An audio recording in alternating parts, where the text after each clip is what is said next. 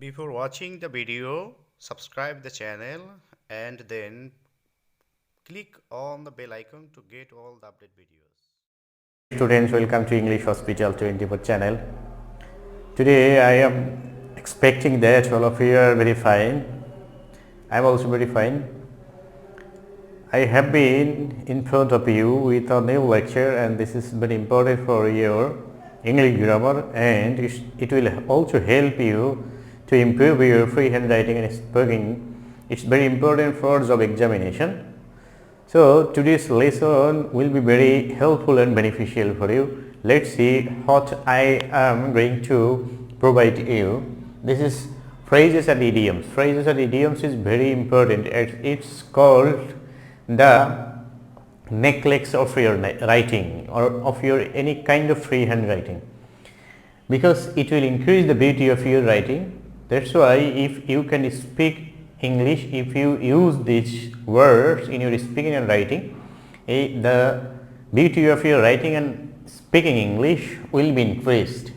So it's the part of freehand writing, freehand writing and speaking English. It's part of freehand writing and speaking English. I will say you the Bangla meaning of these phrases, and at the same time I will show you how to use these words in speaking and in your writing.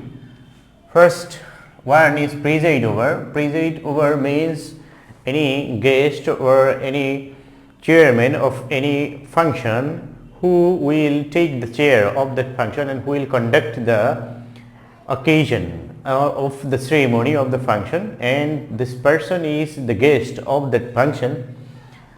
Such as preside over, the Bangla meaning is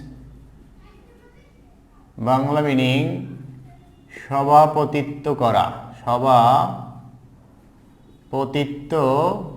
করা, that means পরিচালনা করা. Then recovered from অর্থ আরোগ্য লাভ করা বা সুস্থ হওয়া, তো এখানে এই প্রিজাইড ওভার শব্দটি দিয়ে যদি আমরা একটা সেন্টেন্স তৈরি করি যে দ্য চেয়ারম্যান প্রিজাইড, এখানে এগুলো আমরা প্রেজেন্ট টেন্সে বা পাস্ট টেন্স, ফিউচার টেন্সে বলতে পারি। যে টেন্সে আমরা এটা ইউজ করব যে আমার চেয়ারম্যান এই অনুষ্ঠানটি পরিচালনা করেছিলেন বা সভাপতিত্ব করেছিলেন অথবা করবেন, এগুলি তাহলে আমরা করবেন বললে উইল প্রিজাইড ওভার, আর যদি করেছিলেন তাহলে প্রিজাইডেড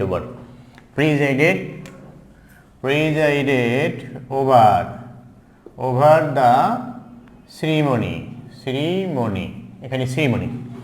তারপরে ফাংশন, তারপরে প্রোগ্রাম বললে হবে, যে কোনো কিছু আমরা বলবো এখানে।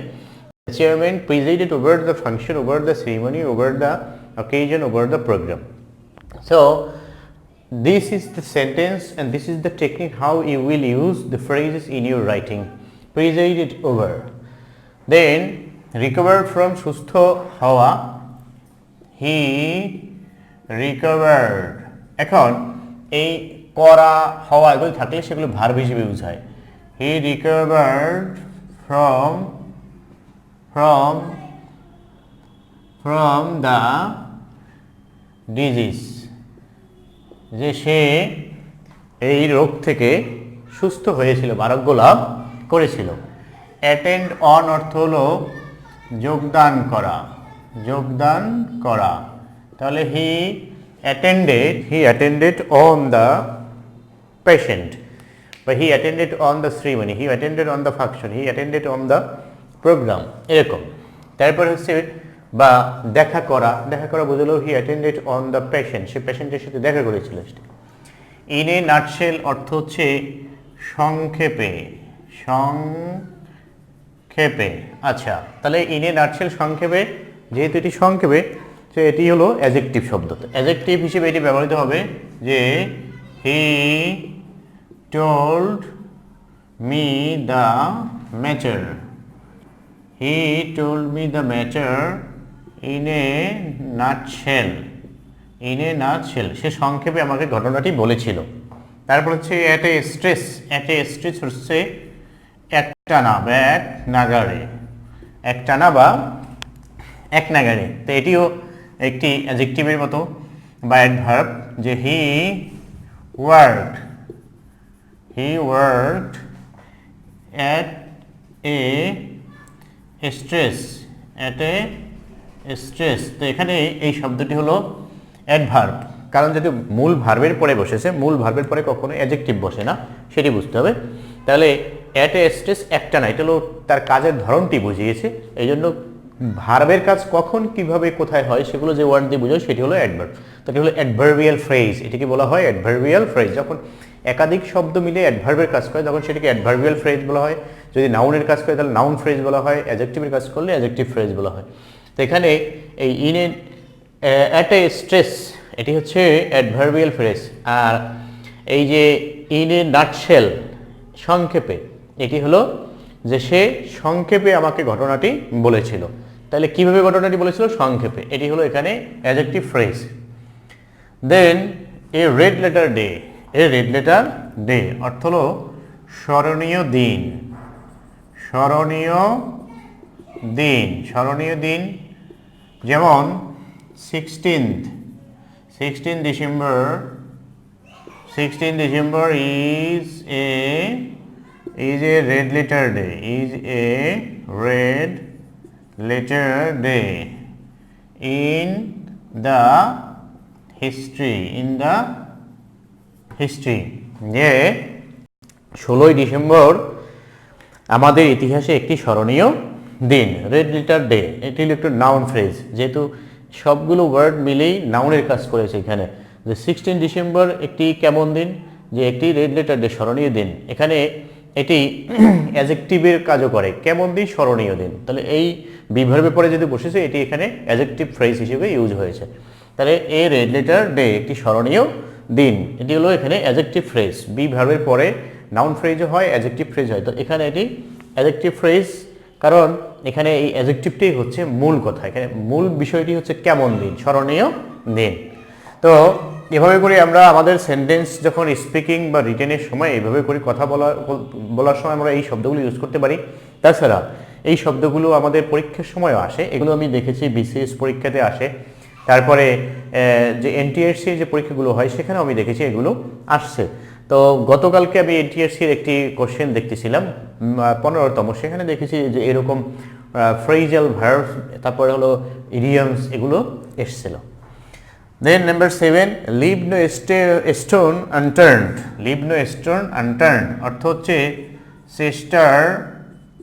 চেষ্টার ত্রুটি না করা, চেষ্টার ত্রুটি না করা। এখানে এটা হলো ভার্ব, ভার্ব হিসেবে যেহেতু করা রয়েছে, তাহলে উই শুড নট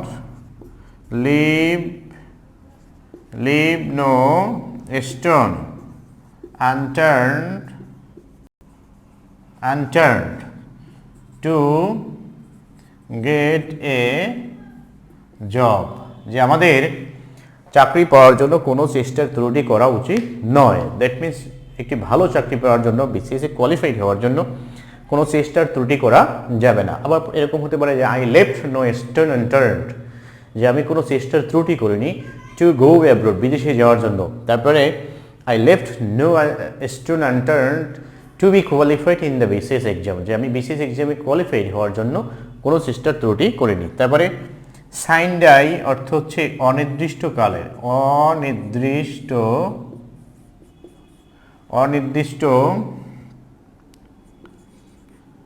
অনির্দিষ্ট কাল বা কালের জন্য, যে অনির্দিষ্ট কালের জন্য। এরকম অনেক সময় হয় যে the class was suspended, passive voice হবে, যেহেতু ক্লাস তো নিজে নিজে সাসপেন্ড হবে না। The class was suspended sine die, অনির্দিষ্টকালের জন্য ক্লাস বন্ধ হয়েছে। এটি হলো এখানে অ্যাডভার্ব, সাইন ডাই অ্যাডভার্ব, কারণ এই ভার্বকে সে মডিফাই করেছে, ভার্বকে মডিফাই করে অ্যাডভার্ব দিই। তাহলে ক্লাস ওয়াজ সাসপেন্ডেড সাইনলি, অনির্দিষ্টকালের জন্য ক্লাস বন্ধ করা হয়েছিল। Then pick a quarrel with, pick a quarrel with অর্থ হচ্ছে ঝগড়া করা বা ঝড় তোলা, ঝগড়া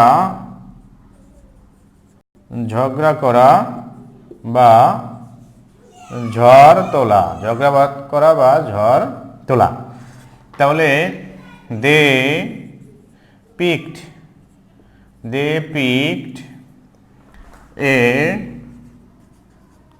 quarrel, they picked a quarrel with the political matter,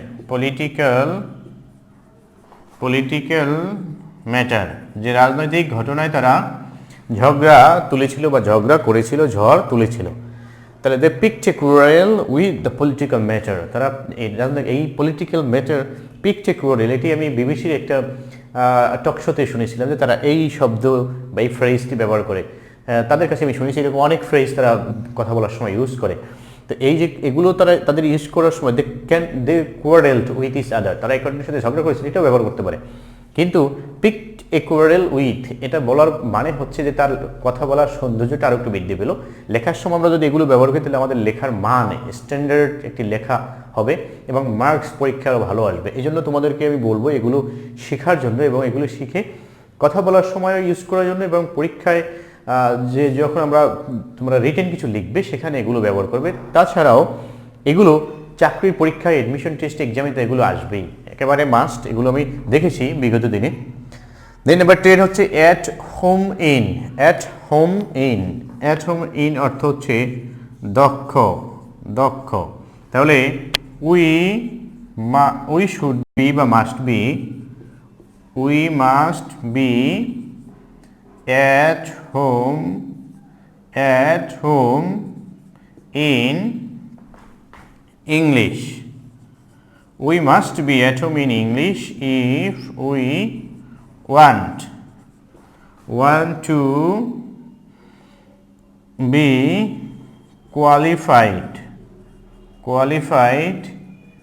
in BCS, যে আমাদের অবশ্যই ইংরেজি দক্ষতা যদি আমরা বিসিএস পরীক্ষায় বা বিসিএস এক্সামে কোয়ালিফাইড হতে চাই।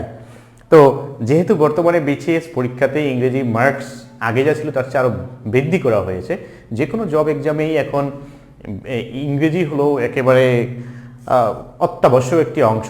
এখানে ভালো কিছু করতে হলে অবশ্যই তোমার ইংরেজিতে ভালো করতেই হবে, এখানে বেশি মার্কস থাকতে হবে। এই জন্য এখানে আমি কথাটাই লিখেছি যে উই মাস্ট কথাটি আমি ইউজ করেছি কারণ হচ্ছে অবশ্যই। We must be at home in, এই অ্যাট হোম ইন এটি এখানে অ্যাডজেক্টিভ ফ্রেজ, আমাদের কি হতে হবে, দক্ষ হতে হবে, এটি হলো অ্যাডজেক্টিভ ফ্রেজ। এখানে we must be at home in English, আমাদের অবশ্যই ইংরেজিতে দক্ষ হতে হবে। এই ইংলিশ হচ্ছে এখানে নাউনের পূর্বে এই ফ্রেজটি বসে, এটাকে অ্যাডজেক্টিভ ফ্রেজ। এখন পরীক্ষায় তোমার এরকম আসতে পারে যে মডিফাই অংশে যে use adjective phrase to premodify noun, এরকম পরীক্ষা হতে পারে, অ্যাডমিশন টেস্টে হতে পারে। তাছাড়া চাকরি পরীক্ষাতে এখানে শূন্যস্থান দেওয়া থাকলো সেখানে এরকম ইউজ হতে পারে।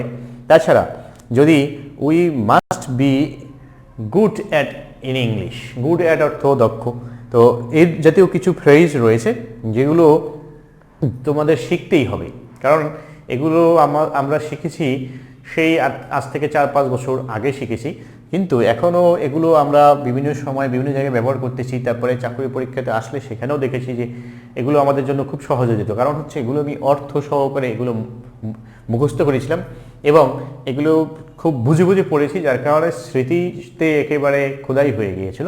ঠিক সেজন্য তোমাদের এখানে আমি অর্থ সহকারে লিখেছি, এজন্যই যাতে তোমরা এই অধ্যায়টি বা এই বিষয়টি খুব ভালোভাবে মেমোরিতে ক্যাচ করতে পারো এবং স্থায়ীভাবে শিখতে পারো। তা আশা করছি এই লেসনটি দিয়ে, যে মাত্র আমি 10টি দেখিয়েছি, এরকম করে আমি ধাপে ধাপে আরও কতগুলো দিব।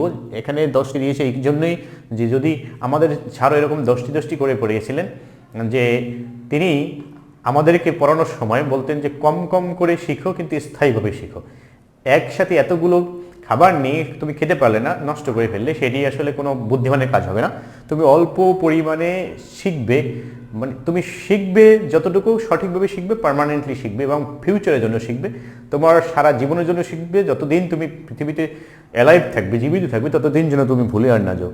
এই জন্য আমি এখানে কম দিয়েছি, যাতে তোমরা এটি খুব ভালোভাবে এই শব্দ কয়টি মনে রাখতে পারো এবং প্রয়োজনে নোট করে রাখবে। আশা করছি লেসনটি খুবই ইম্পর্টেন্ট হবে তোমাদের জন্য।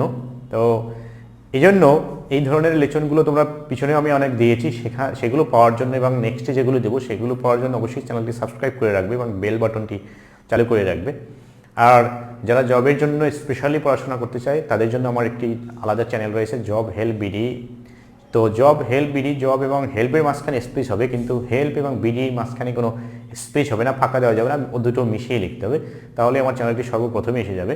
তো সেখানে সকল বিষয়ের লেসন রয়েছে, আর এই চ্যানেলটিতে স্পেশালি ইংলিশ বিষয়ে লেসনগুলো দিয়ে থাকি আমি। আশা করছি সকলেরই লেসনটি ভালো লাগবে। ভালো লাগলে চ্যানেলটি সাবস্ক্রাইব করবে এবং এই চ্যানেলের সাথেই থাকবে, অন্যদের সাথে শেয়ার করবে, একটি লাইক অবশ্যই পাওয়ার আশা করছি। তো তোমরা সর্বদাই চ্যানেলের সাথে থাকবে, তোমাদের আমি উন্নতি কামনা করছি, মঙ্গল কামনা করছি। Thanks for watching, thanks to all.